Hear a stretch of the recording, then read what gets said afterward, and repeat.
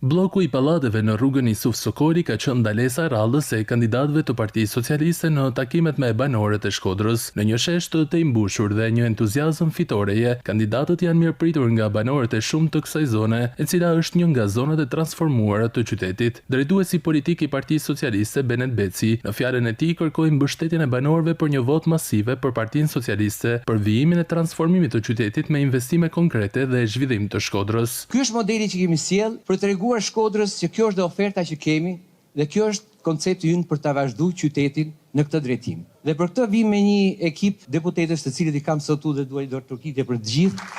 Është ndoshta ekipi më i mirë. Kandidatët njëri pas tjetrit ftuan shkodranët të votojnë numrin 5 Partinë Socialiste si e vetmja forcë politike, e cila tregoi se në 2 vite po transformon Shkodrën. Është rëndësishme për ne për me majt këtë hovë, me çu më përtej edhe me i kallëzue ton Vereut, ton Shqipnis, po në besoj edhe përtej kufive të Shqipnis, se çfarë potencialit ka Shkodra dhe si ku mundna me kanë ne si qytetar të këtij venit. Unë kam një kërkesë krejt thjesht për secilin prej jush. Me vazhdu me na mbështet, si më keni mbështet mu personalisht, por edhe ashtu si do të mbështetni secilin prej kandidatëve që janë këtu. Duke votuar numrin 5 në mënyrë se punët mos nalen, zhvillimit vazhdojnë, progresit vazhdojnë. Shkodra më shumë se kur sot është e bindur se kush e don Shkodrën, kush punon për Shkodrën dhe kush nuk lodhet për Shkodrën. Kudo që shihni sot në Shkodër ka një investim që është bë vitet e fundit. Ky ritëm s'duhet më nal.